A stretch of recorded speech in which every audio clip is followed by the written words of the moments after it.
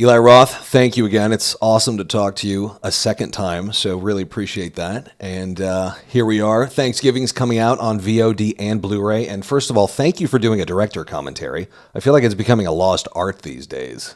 Was that something you had to insist on? No, they're great. I mean, I always shoot stuff for the extras. I always keep a gag reel. I keep a log of deleted scenes that I try to sound design as much as possible. I want to, I loved getting, I'm from the Laserdisc generation. So I love getting those discs that are loaded with extras. And even when we were shooting, I gave all the cast like 1999 handy cams so that we could shoot, the video so it looked like Blair Witch style for their POV of behind the scenes of the making of the movie. So, we had the cast members all were allowed to shoot whatever they wanted. And I think this was on tape. We could take it and digitize it and just pick the best moments. So, it was great. Like I love doing audio commentary, and to do it, with Jeff Rendell, who's my best friend, is pretty hilarious. It's fun. Awesome. Awesome.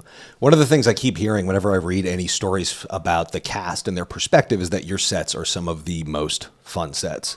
So I'm curious, being a director, and you've been a director for a while, how do you balance that sense of fun on set while ensuring everybody's professional and things get done on time and everyone knows their lines? I mean, I feel like it's a real fine balance.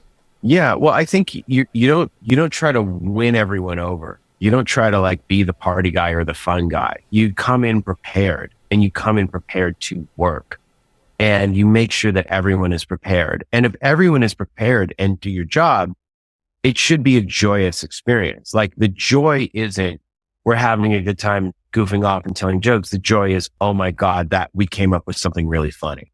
That take is great. Yeah. That line is hilarious. That's the satisfaction, because the rest of our lives are filled, with anything that other than making movies. Like, you get these 30 precious days to get on set, and this is our shot to make a classic. So for me, it's getting everyone in that mindset and being prepared with the DP and being prepared with shots. Like, sets are miserable when someone is being a dickhead or the director's not prepared. Someone's in a bad mood and they're taking it out on everyone, and everyone has their days. Like, everyone has their moments. So you have to create this environment where if someone's having a bad day, you just pick them up, because we're all going to have them. So you make it not a big deal, and you cheer them up, and you lift them up, and it's going to elevate everything so that there are no bad days.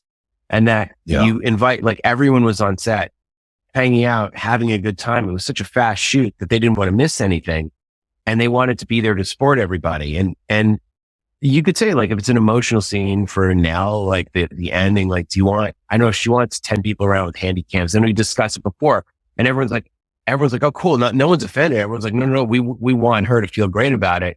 But then maybe during the scene with the dinner, by day 2, everyone's like, we got this, we're screaming and crying, and then going and hanging out in the green room, playing guitar and watching everyone's takes and joking around. So, but you have to have this environment of trust where everyone feels supported and everyone's trying to help each other be great. And that's when it becomes fun. And, we just got lucky. Sometimes you get cast members that are difficult, and we just got lucky that everyone was cool. Everyone was great. I really love the cast, and you can see that comes through. We said the only way we're going to believe you guys are all really close friends is if you are, to a certain extent. And they all made the effort. They all did. They all hung out all the time and really liked each other. And it was, we just got lucky. It was the right mix.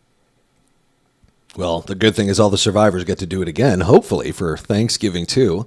So I'm sure you're semi-tight-lipped. Well, now that Thanksgiving has transcended a single movie into a franchise, how are you thinking in terms of slasher franchise rules? Because you have a new slasher world, new mythology. How has this shifted in your brain towards what you're going to do in terms of a franchise?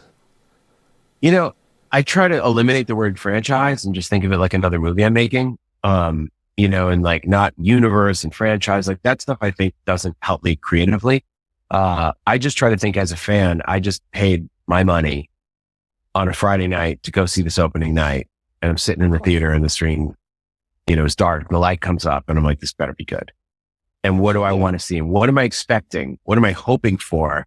And what is it like? Whoa, I did not see that coming. And you want to give those. You want to give all right, the moment where the return of a familiar character you love go deeper into their world a little bit, and then enter some new people, all of those various things. But Jeff and I are now just kind of going through, it's like a choose your own adventure book called Thanksgiving 2, where you just like go down this chapter and stop, oh, you're dead. Oh, stop, we go there, you go. So it's, writing, you're like driving in the dark or in the fog. You're like, I think I know it. I'm kind of this way. I think we go this way. I think we go this way. So one of the great things about Sony is they've been so supportive for us, in releasing a horror movie in November, which no one had done, releasing one at Thanksgiving time. So good for them for taking that chance, and the fans obviously for showing up. But it's now just this process of us, we don't have to rush it. Like if I had a movie for 2024, I'd already have to be in prep, meaning I'd have to have written a script over Christmas, just knock one out in 3 weeks. And I don't think anything great comes from that. I think you do need to, sometimes it just pours out of you like Hostel did, but this, I really need to take our time to figure it out. And that's what we're going to be doing the next few months. We'll have a script and we'll shoot it either this year or early next year, but we're ready for fall of 2025. Awesome. So Thanksgiving represents a real return to form for you. It had been a while since you did like a hard R, gory, scary movie. So before Spielberg does any movie, there's 4 movies he watches: Lawrence of Arabia, It's a Wonderful Life, Seven Samurai, and The Searchers. Was there anything that you watched to kind of re-ground yourself in your sensibility for Thanksgiving or just in general? Well, there's certain movies that you want to, I always watch the stuff with the tone of the movie I'm making, or stuff to break my brain up a little bit. So one of the movies I went to actually a 35 screening of was Mute Witness, Anthony Waller's film. It's an amazing film, completely underrated. It's such great cat and mouse slasher. Especially the first 45 minutes of that movie are jaw-droppingly perfect. And I loved it. I like it more and more and more every time I watch it. There's so many great things about that film. So, then I went back and watched like the classic slasher movies, but really for me, if I was looking at a film that I wanted it to look, there's, The House That Screamed, Sterador's film is one of those movies, but, it sort of depends on the genre. And then other times I like to, you kind of stop watching. You don't want to overdo it. I don't want to like infect yourself too much, because then you find you're trying to recreate what someone else did as opposed to just sort of seeing what's in front of you and going to location and discovering it. The Vanishing is one of those greats, the Dutch version, obviously, but that's one of those movies that you'll always go back to and just go, wow, this is a perfect film. So, but in this one, it was definitely Mute Witness. Nice. So when coming up with new kills, what is your process for coming up with something that's gory and different and awesome? Do you walk the aisles at Home Depot? Do you read Grey's Anatomy? How do you come up with new and inventive kills? All you have to do is look for a parking spot at Whole Foods and wait for someone to take your spot, and you'll shit with kills instantaneously. No, I have like a laundry list of kills and things I want to do and ways to put them in movies, but Jeff and I will talk about it. I'm like, like the oven kill. And then we just, me and Milan and Jeff, we went to Jeff's like, there's this barn. Did you see that barn? Cause next to the McCarty party house, there was this old barn. And we're like, we never got to shoot in there. And we're like, we went in there and we thought the basement of it was so good. It was so big. We're like, this could be the prep room. And then I thought what can we do for the cat and mouse? And then there was the kitchen of the McCarty house that we hadn't used, that I loved it because it was like a Texas Chainsaw Massacre kitchen. So we're like, and then we were in the barn and we're looking around and it's like, okay, what if in this room is the table? And then there's the oven. He comes back and she's gone. And then we looked and there was just this pitchfork just there. And then we grabbed it and we're like, oh, that's it. He's got to get the pitchforks. But that was like 4 days before shooting. We're like, oh, it'll be like the Prowler. Cause I remember the pitchfork death in the Prowler. So then him kind of coming around with a pitchfork. Oh, like, oh yeah, then she can hide and he can poke. And we're like, what if we just start coming up with stuff? And Milan, we're like, oh, then she goes here. And then, what if he's in the middle of the room and she's hiding behind the door? Like we start talking through it and then we're like, oh, it's great. And then he gets her and puts it in the oven. And I go, let's go check out that kitchen. We went to the kitchen and we're like, oh my God, now he can have you can see where John Carver has, the 2 different streams and the different timers and all that kind of stuff, all his tech gack, and there's a mattress on the floor and pizza boxes. Like, has he been sleeping here? And who is this? Like this disgusting. They were like, oh, what if she's in the fridge? Like Texas Chainsaw Massacre with the girl in the freezer. And, then it's like, yeah, he gets her and she runs. And then Jeff was like, no, it could do the thing in Predator where, she does the fake out with the footsteps, the blood. It's like, yes, you see the blood. And then the pitchfork comes to the wall. So I'm calling my prop guy going, we need a duplicate pitchfork, and taking pictures of the wall. Go, we need a fake wall. Can you do one in 3 days? Cause we've got to ram the pitchfork through. Like, it's just the process where you're with Jeff, in Milan, where we just kind of walk. Once we have the scene, we go, we have the oven kill. We're shooting it for 2.5 days, probably a full day in the oven, day in the prep room, day and a half. What can we do? And then we just walk through and you just start like throwing stuff out and figuring it out. But that's it. You just have to trust. You have to trust you're going to figure it out. That's part of it. You got to go. And then Justin Harding is a fantastic director. You should see his episodes of the Haunted Museum that he did. It's amazing. Justin does this program, Frameforge, where he can rebuild the space in 5 minutes and set up the exact camera, the exact lens, and like stand-ins and the props. So he just builds it in Frameforge. And then we now have a perfect visual representation of where we're going to shoot.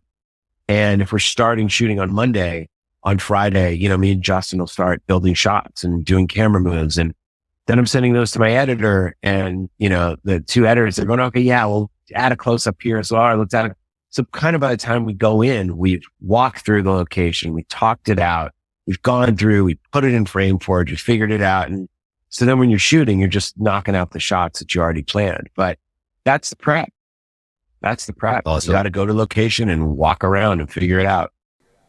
Makes sense. So I know we got to wrap, but last question. Obviously, Thanksgiving has been incubating for a long time, and horror subgenres kind of go in and out. Like we had torture porn, then there was found footage, and then we're kind of coming out of elevated. What do you think paved the way for this to be the time for Thanksgiving to be released? I have no idea. I mean, there hadn't been there are the established slasher franchises like Halloween and Scream. They're like the legacy franchises, but I hadn't seen, and there's supernatural stuff that comes out, obviously Talk to Me and The Nun and James Wan stuff, but there hadn't been like a new slasher, a new holiday slasher in a while. And of course, in the ensuing years after the trailer, I was like, oh, I hope no one does this. That would really suck. So we figured 16 years is a long time to sit on an idea, but I think people were just ready. I wanted to make a movie that reminded people of how fun these films were. Like I generally, sometimes you're ahead of the trend. Sometimes you are the trend. Sometimes you're behind the trend. Like you never know. I didn't know Cabin Fever would be, at the beginning of a wave, or Hostel would be right at the wave. And then other times I'm making a movie like Green Inferno, where I'm like, this is to show people what a cannibal movie is. Like these aren't popular. Of the horror, this is like considered the bottom of the barrel of the subgenre, and I love them. So why don't I make one that makes people go back and rediscover the old ones? So I tend to pick stuff that is my personal taste, that I'm like, don't forget about these, because these are really fun too, even if it's not what the masses or the mainstream want or is popular at the moment. I just wanted to show people how much fun they can have. And it's nice that people gave it a chance, and other people had never seen a movie like this or rediscovering it, going back and watching the old ones. Yeah. It's exactly what happened with me. It's prompted me to finally see Cannibal Holocaust. Well, I know we got to bounce, but I really appreciate it, Eli. Always a pleasure talking. Nice talking to you, Nick. Thanks a lot. Thanks, man. Thanks for the support. Thank you.